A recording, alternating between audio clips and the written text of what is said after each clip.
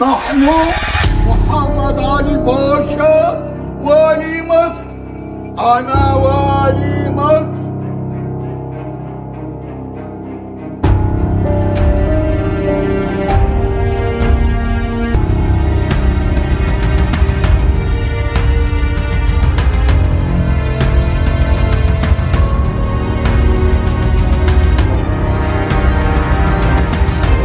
أنا كنت بدافع عن نفسي، عن مصر، عن مصر المحروسة اللي انتم مش عارفين قيمتها.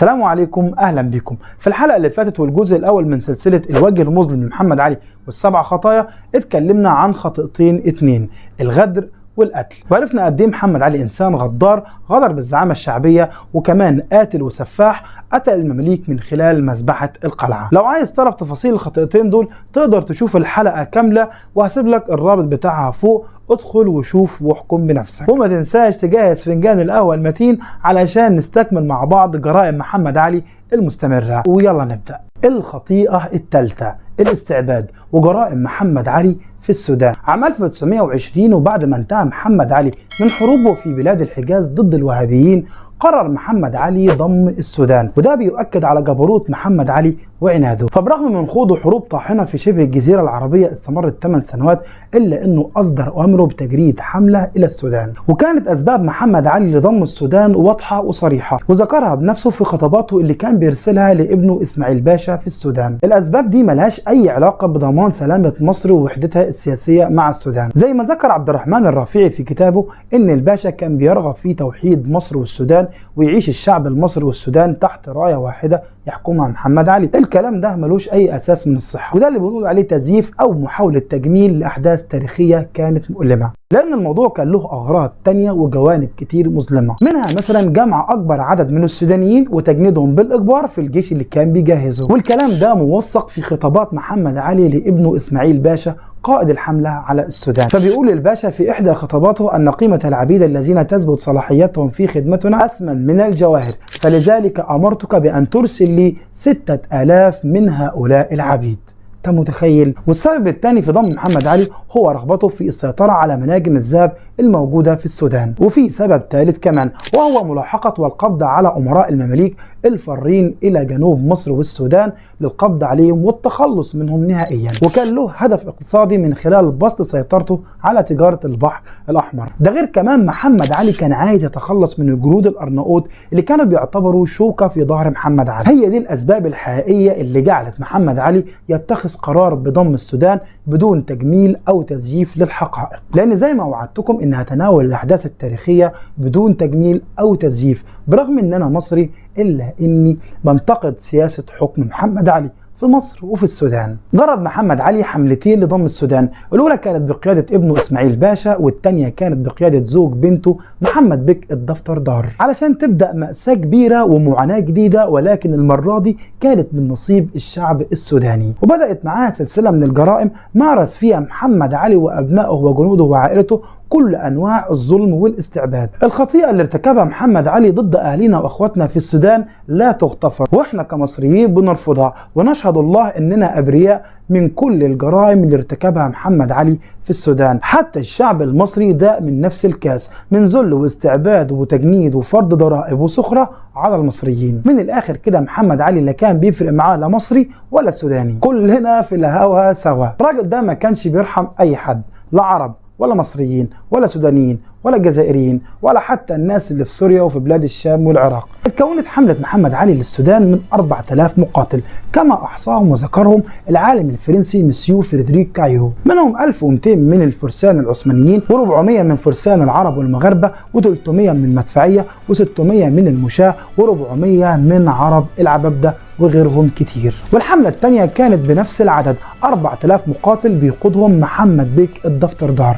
اسماعيل بن محمد علي كان واخده الغرور والعظمة، وكان فاكر ان الحملة هتكون سهلة ومش هيلاقي اي مقاومة تذكر، لكن الوضع ما كانش بالسهولة اللي كان متخيلها، لان الشعب السوداني قاوم ودافع عن اراضيهم واستبسلوا في القتال. لكن قدرت قوات اسماعيل باشا بمدافعهم وبنادقهم التغلب على الشعب السوداني، واستولوا على مدينة دونجلا وام درمان وسنار وكردفان. لكن ولكن في الحقيقة واجهت جيوش محمد علي خطر عظيم أشد وطأة من الحروب نفسها، وهي انتشار الأوبئة والأمراض بين المقاتلين، لدرجة أن ذكر مسيو كايو أن عدد الجنود اللي ماتوا وصل عددهم لأكثر من 1500 جندي. ده غير أن أثبت إسماعيل بن محمد علي انعداما شنيعا في الكفاءة والقدرة العسكرية، وكان عديم الخبرة غير قادر على حسم الأمور، وبسبب عنده وجبروته انفجرت ولاية سنار واشتعلت فيها ثورة عارمة بسبب فرض الضرائب الجديدة، ده غير الطريقة الشنيعة اللي اتجمعت بيها الضرائب. وفي النهاية قسوة إسماعيل باشا وتهوره وتجبره كلفته حياته في حادثة تراجيدية أثناء لما عنف الملك نمر رئيس شندي في قبيلة الجعليين،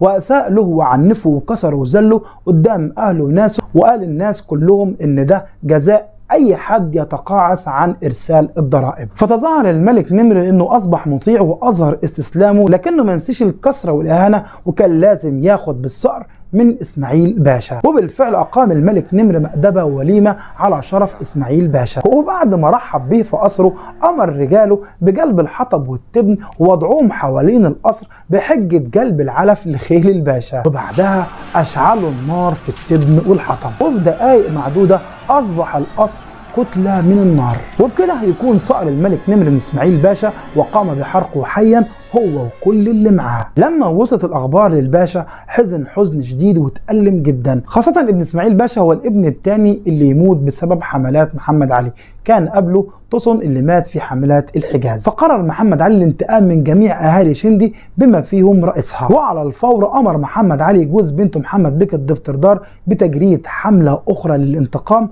من أهالي السودان. وبالفعل اقتحمت قوات محمد بك الدفتردار شندي ودمروها عن بكرة أبيها، وأسرف محمد بك في قتل أهالي السودان والتنكيل بجثثهم، واستخدم القوة والعنف في القتل وسفك الدماء، وقتل الآلاف من الناس ليسأر من صهره إسماعيل باشا، وسبى العديد من الصبيان والرجال والنساء وجلبهم إلى القاهرة. وفي الطريق مات أعداد كبيرة منهم من قسوة المعاملة وعدم قدرتهم على تحمل الظروف المناخية. علشان تكون الجرائم اللي ارتكبها محمد بك الدفتردار وصمة عار في تاريخ محمد علي، لكن للمرة الثانية هقولها نشهد الله إننا أبرياء من كل الجرائم اللي ارتكبها هذا الدكتاتور في حق الشعب السوداني. الخطيئة الرابعة: الظلم. محمد علي كان دايما في احتياج شديد للأموال، وكان بيجمع الأموال دي بكل الطرق الممكنة والغير ممكنة، كل ده علشان يحقق أهدافه العسكرية. طب ايه بقى المصدر الأساسي اللي كان بيعتمد عليه محمد علي في جلب الأموال لإقامة المشروعات الاقتصادية والعسكرية؟ طبعا أكيد هتكون جيوب المصريين الغلابة اللي كان لا حول لهم ولا قوة، من خلال فرض الضرائب الفادحة على المصريين. مجرد ما تخلص محمد علي من الزعامة الشعبية بدأ يتفنن في جمع الضرائب من المصريين، وعانى الشعب المصري بالتحديد أول 20 سنة من حكم محمد علي من كمية ضرائب لا تتخيلها. الضرائب اللي أنهكت وأرهقت الشعب المصري المغلوب على أمره. فمثلا عندك نبار باشا السكرتير الخاص لمحمد علي بيذكر إن الباشا فرض ضريبة جديدة على الشعب المصري عام 1822 اسمها ضريبة الفردة، أو بالمعنى الأدق الفردة الممقوطة، ودي ضريبة على كل الناس لا يستثنى منها أحد، على الرجال والنساء وحتى الأطفال. والمشكلة والكارثة في الطريقة اللي كان بيتم فيها جباية الضرائب من المصريين، كانت حرفيا مذلة وشنيعة، استخدم فيها جنود محمد علي وحكومته كل أنواع التعذيب من جلد وحرق وحبس للمصريين. لو أي حد من المصريين تقاعس عن دفع الضرائب كان بيكون عقابه شديد، من ذل وإهانة وضربه بالكرباج أمام أهله وناسه علشان يكون عبرة لغيره من المصريين. أنت متخيل؟ قانون محمد علي كان بيتلخص في حاجة واحدة وهي الكرباج، كان دايما يحط كلمة الجلد والكرباج في كل قرارات محمد علي. فبيقولك ان في يوم من الايام ذهب ابراهيم باشا الى المنصورة ومعاه وزير المالية المعلم غالي ابو طاقية. جلس ابراهيم باشا امام المشايخ اللي بدأوا يشتكوا له من فرض الضرائب الفادحة على الاهالي وطريقة جمعها من الناس، وفضل اسماعيل باشا يسمع كلامهم للاخر، وفجأة وقف وقال بصوت عالي ان هذا الخطأ ليس خطأ أبي، وإن الناس المسؤولين من جمع الضرائب هم الخونة وكانوا بيخبوا عنكم الحقيقة، لأن صاحب فكرة فرض الضريبة الجديدة هو الخائن الذي يجلس بجانبي وشاور بإيده على وزير المالية المعلم غالي أبو طاقية علشان يكون كبش فدا والضحية أمام المصريين. بالبلد كده سلموا تسليم أهالي. فتخيل بقى معايا إيه اللي هيحصل. هسيبك لثواني تقول لي إيه اللي ممكن يحصل. لا مش ده اللي حصل. المصريين والمشايخ ما جوش جنب المعلم غالي أبو طاقية ولا عملوا أي حاجة. اللي حصل إن إبراهيم باشا فجأة اخرج المسدس بتاعه وصوبه في اتجاه المعلم غالي ابو طاقية واطلق عليه النار وافرغ طلقات الخزنة في صدره. انت متخيل؟ لا حول ولا قوة الا بالله، ايه الظلم ده؟ المشهد ده حصل امام كل الحاضرين. المشايخ اول ما شافوا المنظر ده اصابهم الذعر والخوف والصمت الشديد، محدش نطق ولا كلمة، وانسحبوا واحد ورا التاني من الاجتماع كأن على رؤوسهم الطير. قول لي بقى انت ايه رأيك في اللي بيحصل ده؟ الكلام ده له كلامي ولا مؤرخ كان بيكره محمد علي، ده كلام مكتوب في مذكرات نبار باشا الشاهد العيان في عصر واحداث محمد علي. ولو انت بقى مش مصدقني وعايز بقى تخش معايا في جدال، عندك المصادر مكتوبه في الوصف تقدر تطلع عليها براحتك،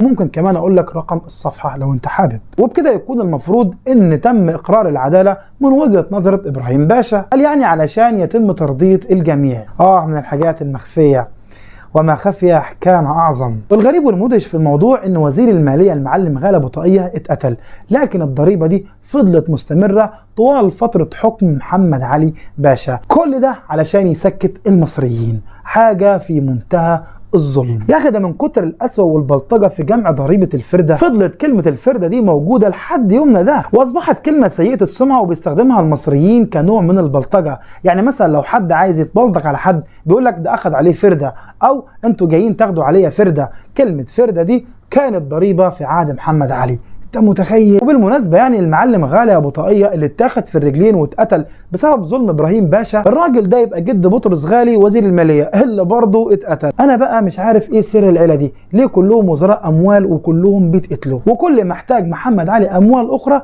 كان بيفرض اتاوه جديده او كان بيزود الاتاوات القديمه. الكرباج اللي كان بيستخدمه محمد علي كان مخلي المصريين مش قادرين يتكلموا. اكتر فتره احتاج فيها محمد علي للاموال كانت اثناء حروبه ضد الوهابيين. فرض على الشعب ضريبه اسمها ضريبه الاراضي، وضريبه تانية على المحاصيل والاطيان. واللي زود الموضوع سوء هو لجوء محمد علي الى تجنيد المصريين في الجيش، ده ادى الى قله المزارعين، فبالتالي الناس ما كانتش قادره تدفع الضرائب، لدرجة ان معظم الاهالي والفلاحين كانوا بيهربوا من قراهم وبيسيبوا بيوتهم فرارا من ظلم حكومة محمد علي. فلجأ محمد علي الى فرض نظام جديد اسمه نظام العهد، والنظام ده بطل كان اشبه بنظام الملتزمين في العصر العثماني. ده غير ضريبة تانية اسمها ضريبة الرؤوس، وسن القوانين الصارمة الرادعة على اي حد من المصريين يتقاعس من دفع الضرائب او يتهرب منها. فكان اي حد بيتهرب من الضرائب وبيتمسك كانت العقوبة بتكون دفع غرامة والجلد بالكرباج. من ضمن العقوبات العلنية اللي أصدرها محمد علي ضد المصريين أمر بضرب أعناق 3 من المصريين وتعليق أجسادهم على أحد أبواب القاهرة القديمة، ووضع لافتة مكتوب عليها هذا جزاء كل من لا يمسك لسانه. حاجة يعني في منتهى القسوة والجبروت والظلم. الشعب المصري عانى من ظلم محمد علي زي ما عانى من ملوك وحكام كتير في تاريخ مصر. مش معنى يعني انك ملك او حاكم قوي انك تكون حاكم عادل والشعب كان بيحبك. على سبيل المثال في الحضاره المصريه القديمه صنع الملوك الفراعنه حضاره لا مثيل لها. مش معنى كده ان ما كانش فيهم حاكم ظالم، ده كان في منهم فرعون اللي تحدى ربنا وكان اكبر طاغيه عرفته البشريه. فمش شرط يكون محمد علي انسان بيكره الظلم وما عندوش اي اخطاء. محمد علي كان شخص ظالم وبيسعى لتحقيق اهدافه. ما اقدرش انكر ولا اختلف ان محمد علي اسس مصر الحديثه وعمل بعض الانجازات وعمل بعض المشروعات، كلام جميل وعلى عيني وراسي وما اقدرش انا اغفل عنه او انكره. لكن خليك فاكر ان سياسة محمد علي كانت قائمة على الاستعباد والظلم. وبكده يكون حلقتنا النهاردة خلصت. معلش انا طولت عليكم شوية، بس يا رب تكون الحلقة عجبتكم. هسيب لك المصادر في الوصف ما تنساش تطلع عليها. اشوفكم في مواضيع تانية ان شاء الله، والسلام عليكم ورحمة الله وبركاته.